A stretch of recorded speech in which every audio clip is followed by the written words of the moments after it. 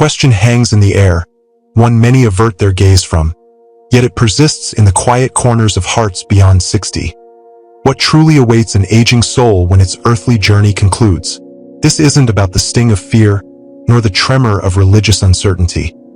It's a more profound disquiet, a feeling etched by years lived, experiences gathered, and the ever closer presence of that final transition. And it's precisely the delicacy of the subject that seals so many lips. But Edgar Cayce, renowned for his soul readings, didn't shy away from this very question. He unveiled truths that few have dared to entertain, let alone embrace, amidst visions and messages that pierced the veil separating life and death. Cayce gifted us with clues, explanations, and contemplations that can offer a rare solace to those who have witnessed much, felt deeply, and now find themselves burdened with more questions than answers. What Cayce revealed wasn't rooted in rigid dogma, but in a form of knowledge he claimed to access in an altered state, as if the soul itself were speaking through him. And among all the messages he conveyed, one resonated deeply. The soul of an elderly person isn't a final chapter, but a new beginning. Cayce suggested that as we advance in years, the soul doesn't diminish or fade.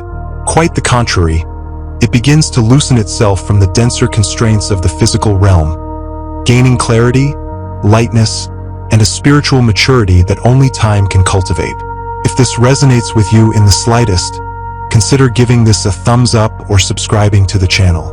Sometimes, sharing and listening together helps us navigate this journey more effectively. And in this video, we'll explore these truths with the respect, clarity, and care that this weighty topic deserves. Cayce's perspective challenges many notions that associate old age with spiritual decline or a loss of purpose.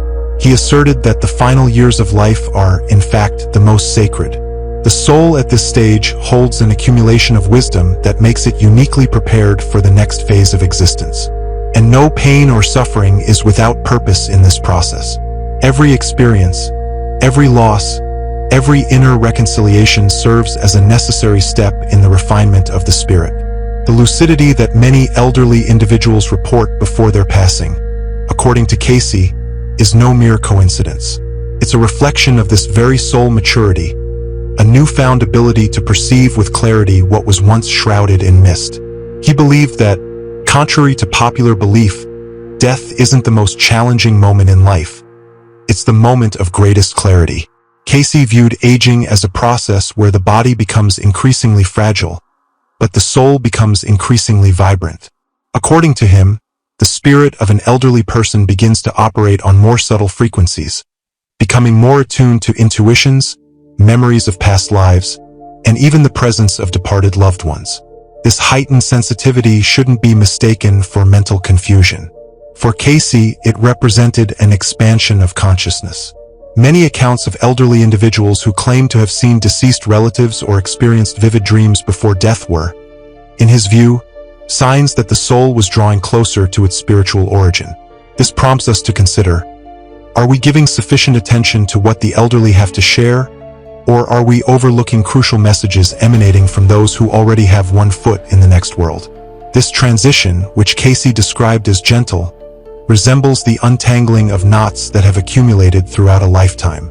Forgiveness, for example, becomes an almost physical imperative for the aging soul. Often, it's at this stage that long-held resentments find their path to resolution. Cayce posited that the soul, on the cusp of a new journey, needs to shed unnecessary burdens, such as bitterness, fear, and guilt. Therefore, it's not uncommon for many elderly individuals to experience a sudden urge to reconnect, to offer apologies, or simply to gaze into the eyes of someone they haven't spoken to in years. This isn't a sign of weakness. It's spiritual wisdom in action. It's the natural inclination of a soul that understands that death isn't an escape, but a continuation. And this continuation demands lightness, demands peace, demands surrender. There's also a quiet transformation that often goes unnoticed, the detachment from the ego. Throughout life, we strive for status, recognition, security. But as time passes, these concerns begin to lose their grip. Cayce observed that the elderly person, even unconsciously, begins to turn their gaze inward, and that's where true awakening lies. When the soul realizes that it isn't defined by what it has acquired, but by what it has become, this realization brings a serenity that only those who age with awareness can truly understand. Life ceases to be a race and transforms into a profound understanding. And within this understanding, many discover that what truly matters isn't external, but internal. Cayce emphasized that this discovery is one of the most beautiful gifts of old age, and that it should be embraced, not ignored. Even for those who don't subscribe to the belief in reincarnation, Cayce's words offer a comforting perspective. He suggested that the soul of the elderly person carries an accumulated wisdom, not just from this lifetime, but from countless others. Each wrinkle on the skin would be like a testament to battles won, lessons learned, and emotions transformed into understanding. Therefore, according to him, we shouldn't fear aging. We should revere it as the most sacred phase of the journey. Modern culture, however, tends to prioritize youth above all else, as if it were the only phase worthy of celebration. Cayce cautioned, "This narrow perspective diminishes our understanding of existence. We need to listen to the elderly with greater care, because many insights about the soul are there, hidden within their stories and silences." Many elderly individuals describe a sensation that defies easy explanation, a feeling of being physically present, yet mentally elsewhere. For Cayce, this wasn't a symptom of cognitive decline, but a sign that the soul was preparing to cross the threshold. He described this phase as a gradual transition, where consciousness slowly detaches itself from the physical realm. It's the elderly with greater care, because many insights about the soul are there, hidden within their stories and silences. Many elderly individuals describe a sensation that defies easy explanation, a feeling of being physically present, yet mentally elsewhere. For Cayce, this wasn't a symptom of cognitive decline, but a sign that the soul was preparing to cross the threshold. He described this phase as a gradual transition, where consciousness slowly detaches itself from the physical realm. It's common for the elderly person to feel a certain lightness, even amidst physical pain, a desire to withdraw, to be silent, to simply observe. According to Cayce, this happens because the soul already begins to realign itself with more subtle dimensions, where time and space function differently. These moments of silence shouldn't be forcibly interrupted. They're often spaces of inner reconnection that deserve to be respected.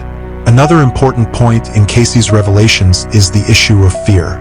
He asserted that the biggest barrier to a good passage wasn't death itself, but the fear of the unknown, and that this fear, when cultivated, blocks the natural flow of the soul. Therefore, he insisted on the importance of sincere conversations about the end of life, especially with the elderly, not as something morbid, but as a form of liberation. When the elderly person understands that death is just a change of state and not an absolute end, they begin to face the days with more serenity. Fear gives way to acceptance, and acceptance to gratitude. Cayce reinforced that this understanding changes everything. It transforms anguish into calm, doubt into peace, and loneliness into reunion with one's own essence. Cayce also warned about the importance of the environment around the elderly person during this phase of transition. He said that the presence of loved ones, the tone of conversations, the calm of the physical space, all influence the state of the soul. The energy around can help or hinder this detachment. Therefore, he recommended that the final moments be surrounded by simplicity, respectful silence, and genuine love. No excessive noise, tension, or forced sadness. The ideal would be to allow the elderly person to feel that they don't need to cling to anything, that they can go in peace without fear, without loose ends. Cayce believed that a peaceful passage begins long before the last breath. It begins at the moment when the elderly person feels that their presence is still valued, that their story has importance, and that their soul is being cared for. In this context, the role of the family becomes essential. Cayce taught that children, grandchildren, and caregivers have a spiritual function in this process, not just helping with medications or tasks, but offering what most comforts the soul: listening, touch, and presence. He said that sometimes a simple hand holding another is more effective than any word.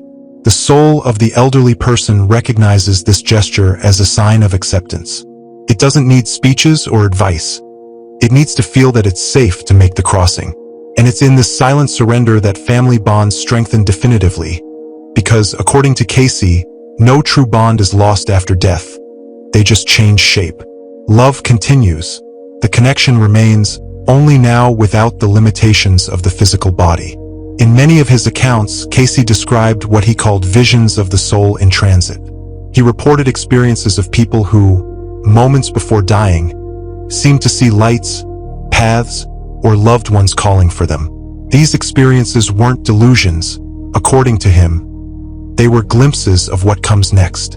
And most interestingly, these visions almost always brought an expression of peace to the elderly person's face, as if finally something had made sense, as if the soul recognized that it's going home. This perception doesn't depend on religion. It depends on consciousness.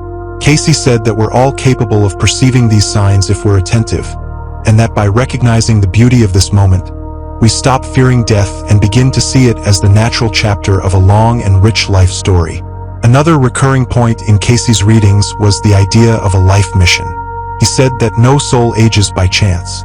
Reaching old age is part of a broader plan, where each experience contributes to spiritual maturity.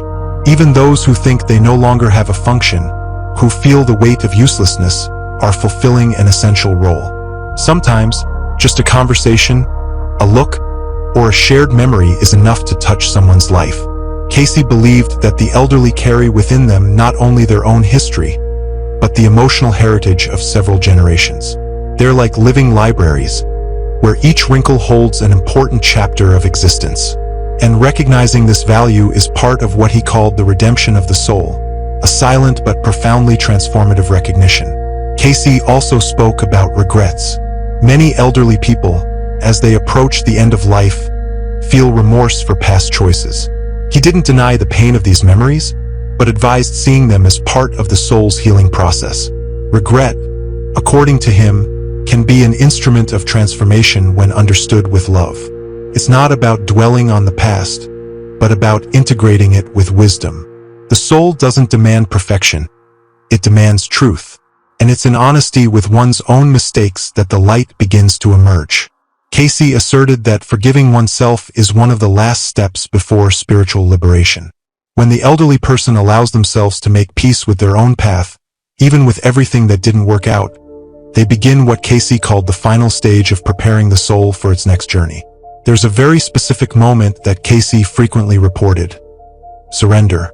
He said that there comes a point when the elderly person, even without being seriously ill, simply feels that it's time. It's a deep intuition that goes beyond the physical. It's not giving up, nor depression. It's full acceptance. The soul understands that it has fulfilled what it needed to and begins to withdraw, subtly, naturally. The signs are discreet. A sudden calm, a lingering gaze, an unexpected thank you. For those around, it may seem strange, but for Cayce, this is the clearest sign that the soul is at peace with its cycle. And when this happens, the body only follows. The goodbye isn't dramatic. It's serene, as if the soul said in silence that everything is all right, that now it's time to move on. In Cayce's words, growing older isn't simply the closing of a chapter, but a chance, a precious opportunity, to impart the lessons that truly matter. He deeply believed that the elderly possess a unique gift, the ability to transmit values that time itself has proven to be true: patience, profound gratitude, unwavering humility, and remarkable resilience. These virtues, so often spoken of yet so rarely practiced, are embodied, lived out in the very flesh of those who have weathered storms of loss, embraced life's constant changes, and navigated countless new beginnings. Therefore, he posited that each conversation with an elderly person is a golden opportunity to glean wisdom that youth simply hasn't yet had the time to acquire. The quietude of a grandfather, the serene calm of a grandmother, the faraway gaze of someone who has witnessed much of life's tapestry. These aren't signs of absence or fading, but rather indicators of profound depth. Cayce invited us to truly value these signs, because within them, he said, the soul of the elderly person reveals the truths it has come to understand, truths that can guide us to live with greater authenticity. He also spoke at length about the nature of time itself. According to Cayce, the the perception of time undergoes a transformation as the soul begins to detach. For the elderly, the days might seem to stretch out, moving at a slower pace, yet they are also somehow more saturated with meaning. A simple sun-drenched morning, a comforting hot cup of coffee, a cherished old memory. Each of these takes on a different weight, not because the individual is simply more sentimental, but because the soul is more fully present in the moment. He termed this expanded consciousness, and cautioned that it's often during this stage that profound spiritual insights begin to surface. Some elderly individuals begin to share stories they'd never spoken of before. Others start experiencing symbolic dreams or feeling inexplicable connections. For Cayce, this wasn't a sign of confusion or disorientation. It was a clear indication that the soul was attuning itself to broader realities that often escape the notice of the common eye. The spiritual lucidity that Cayce so eloquently described in this final process is something that too many people tend to ignore. We mistakenly assume that a weakened mind is synonymous with the end, but he argued the very opposite. The soul actually strengthens as the body yields, and in this strengthening, silent, profound truths emerge. An elderly person who holds an old photograph and sheds tears isn't merely remembering. They're reconnecting with long-dormant parts of themselves that are now becoming startlingly clear. The soul, in that poignant moment, revisits experiences with a fresh perspective and understands that even the events that caused pain ultimately served a purpose. Cayce cautioned us not to underestimate the significance of these moments. They're precious, fleeting. They're records of the spirit in its purest, most unadulterated state. And if we know how to truly listen, if we pay attention with an open and receptive heart, we can gain a deeper understanding of life, death, and the invisible threads that unite us all on this path between the beginning and the end. Among Cayce's most touching revelations is the profound idea that no soul departs alone. He vividly described the presence of guides, beloved deceased relatives, and spiritual beings who gently approach the elderly person in their final moments. For him, this unseen assistance is part of a greater, more encompassing care, which ensures that the crossing happens smoothly, even if the physical eyes cannot perceive it. The soul recognizes these encounters. Therefore, Cayce explained that many elderly individuals talk to people that others cannot see, or smile at what appears to be empty space shortly before they depart. This isn't hallucination, it's reception. The soul, as it detaches from the physical body, begins to perceive the world as it truly is, connected, continuous, welcoming. And this final vision shouldn't be met with astonishment or disbelief, but with profound respect. It represents the beginning of something new, not merely the end of what once was. Cayce also addressed the paramount importance of preparing the spirit throughout life for this inevitable moment. He didn't view death as something that is faced only in one's final days, but as a fundamental reality that we should embrace from the very start. When we cultivate spirituality through small, everyday actions, when we live with purpose and intention, the end doesn't catch us unprepared. The elderly person who has dedicated themselves to inner listening, who has sought to understand their own feelings, who has learned to love unconditionally, without demanding anything in return, finds it easier to detach. The soul, according to Cayce, responds to truth, and whoever has lived with consistency between their feelings and their actions crosses the portal more lightly. It's not about achieving perfection, but about living with authenticity, and that's something that is built day by day, especially in those final years, when time seems more precious than ever before. Cayce left an essential message for us all. The true value of the soul isn't measured in age, but in the level of consciousness it attains. It's not the sheer number of years lived that defines the preparation for the transition, but how deeply the soul has come to understand itself. Therefore, he argued that each elderly person should be viewed as a potential master, someone who, even without realizing it, can teach us about what truly matters in life. Sometimes, all that this soul needs is to be heard, respected, and recognized for the wisdom it holds. Society still falls short in this regard, often treating the elderly as if they're invisible, as if they've already fulfilled their purpose and are no longer relevant. Cayce urges us to change this outdated perception, to see old age not as a phase of forgetting and decline, but as a phase of profound revelations. And by doing so, we grant each soul the dignity to move forward with serenity and honor. Cayce taught that the soul doesn't simply disappear. It continues, learns, and evolves. The elderly person who departs takes with them not only cherished memories, but also the seeds of everything they've lived, every act of love, every silent triumph over adversity, every act of forgiveness granted in silence. All of this transforms into light for their future paths. And according to him, these seeds don't remain trapped in the past. They germinate in other spheres of existence. Therefore, Cayce implored us to view farewells not with despair and sorrow, but with deep respect and enduring hope. The soul isn't a body that fades away. It's a presence that transforms. And the more fully we understand this, the more we're able to live our own days with profound meaning. After all, if the soul continues, then every moment matters, every choice we make, every word we speak, every glance we give has an eternal value. It's for this very reason that listening to the elderly isn't merely an act of empathy. It's a profound form of spiritual connection. When we stop to truly listen to someone who has lived so much, we're touching fragments of human history. Cayce said that the older souls carry within them invisible maps, paths of our own days with profound meaning. After all, if the soul continues, then every moment matters, every choice we make, every word we speak, every glance we give has an eternal value. It's for this very reason that listening to the elderly isn't merely an act of empathy. It's a profound form of spiritual connection. When we stop to truly listen to someone who has lived so much, we're touching fragments of human history. Cayce said that the older souls carry within them invisible maps, paths. These maps speak of journeys already traveled, errors overcome, and wisdoms that time itself has solidified. To disregard these maps is to miss a vital chance to truly understand ourselves.